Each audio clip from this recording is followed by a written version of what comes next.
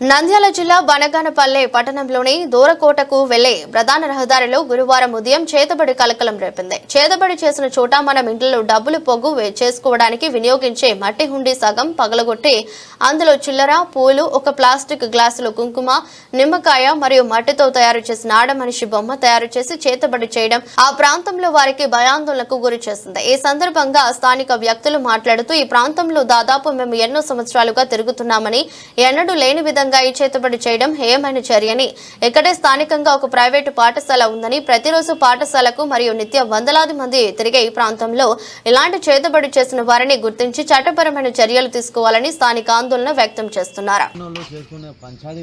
చిన్న పిల్లలు ఇంత పెద్ద కోట దొరకోటకు దారి ఇది. చిన్న పిల్లలు స్కూల్ చదువుతారు, చేతబళ్ళు చేసి ఇక్కడ మొత్తం పెట్టినారు. దీని గురించి ఎవరైనా పట్టించుకుంటే కన్నా దీనికి బాగుంటుంది. ఎవరైనా చేయడానికి కూడా ఆస్కారం దొరకదు వాళ్ళకు. ఎందుకంటే కన్నా ట్యూషన్ ఉంది ఇక్కడ, వాళ్ళు 10th క్లాస్ పిల్లలు వాళ్ళు వస్తుంటారు.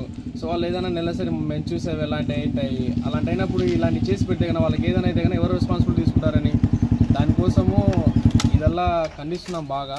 ఎందుకంటే కన్నా పొద్దున పూట చిన్న పిల్లలు వస్తుంటారు, వాళ్ళు కొద్దిగా హెల్దీగా ఉంటారు పిల్లలు. అలాంటి ఏదైనా ఎఫెక్ట్స్ కూడా కొన్ని పడుతుంటాయి. దానికోసం అనేది ఈ కోట తరపున మేము కోరుతున్నాము.